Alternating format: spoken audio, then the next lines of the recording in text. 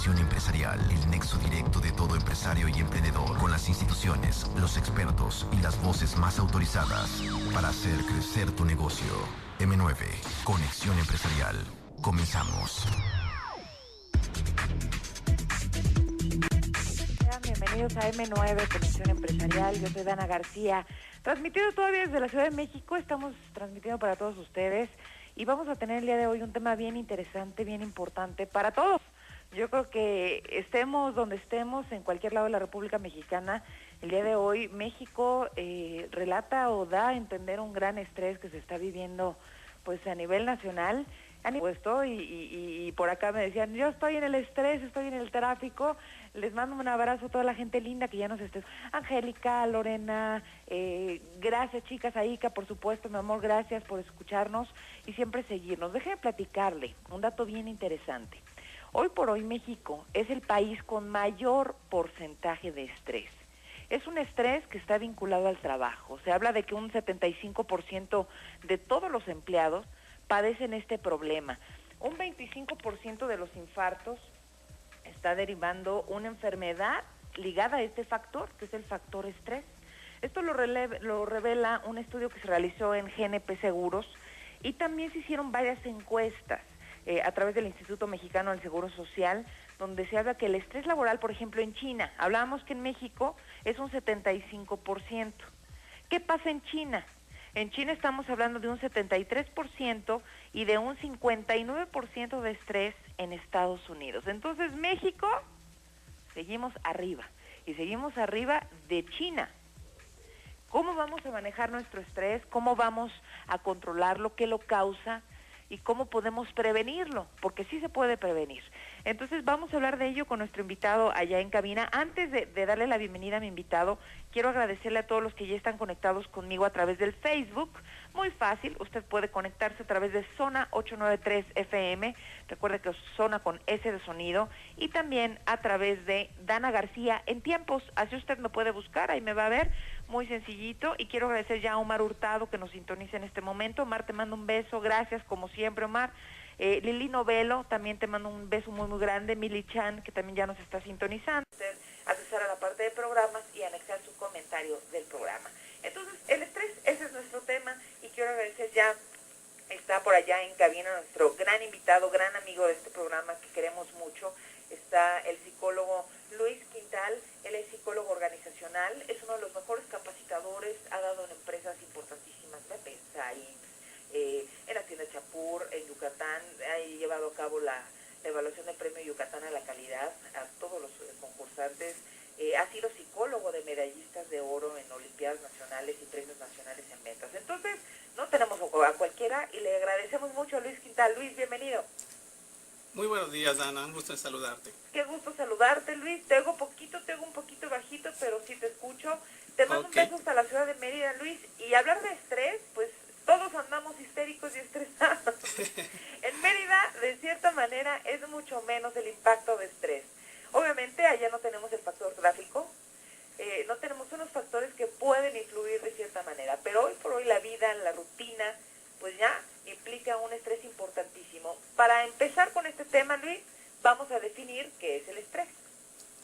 Bueno, el estrés, pues es un término que dos grandes científicos, uno de ellos, el doctor Walter Cannon, dio el nombre de estrés y lo tomó de la época de la Revolución Industrial, del agotamiento que tenían las máquinas. Ejemplo, la máquina de vapor, ¿no? Cuando ya estaba desgastada, entonces de ahí se tomó esa palabra estrés. Posteriormente, el doctor Hans Selye trabajaba con ratones, con cadáveres, entonces él descubrió pues que habían ciertos cambios, que había cierta agresividad y que incluso los cadáveres presentaban una serie de cambios fisiológicos, por ejemplo la glándula timo, que está aquí más o menos por el esternón, tenía pues como que involucionaba o empequeñecía. Las glándulas suprarrenales al contrario se agrandaban y había una especie de ulceraciones en las paredes estomacales, duodeno y demás. Entonces él dijo, bueno, ¿esto a qué se debe? Y empezó a investigar y curiosamente se dio cuenta que en un pueblito de Suiza la gente no se enfermaba, vivía mucho más.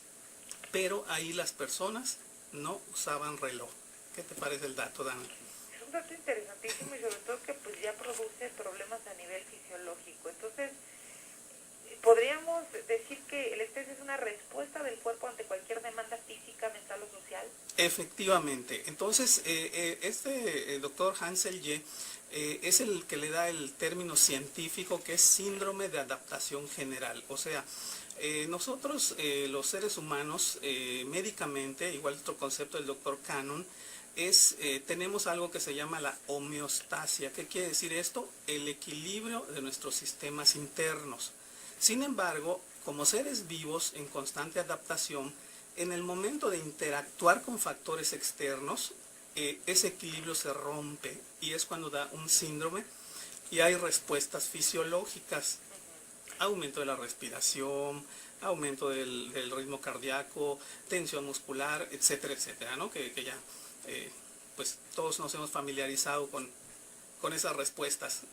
Luis, hay etapas del estrés y esto es bien importante porque en base a estas etapas es como podemos identificar en qué lugar estamos nosotros, qué tipo de estrés estamos, bueno, ahorita vamos a ver los tipos de estrés, en qué etapa estamos y si podemos prevenir o no.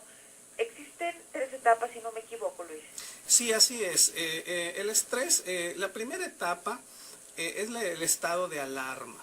Entonces, el estado de alarma es cuando nosotros entramos en contacto con ese estresor. Mucho ojo, el estresor puede ser físico o puede ser imaginario.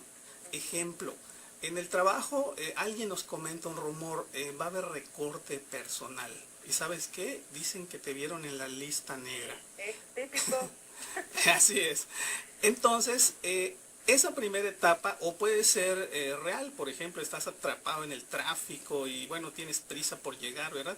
Y ves que el tiempo avanza. Entonces, alguna enfermedad, cuestiones de climáticas, bueno, ruido, por ejemplo, y bueno, entonces en esa primera etapa es cuando entramos en contacto con ese estresor, empieza una respuesta fisiológica y psicológica.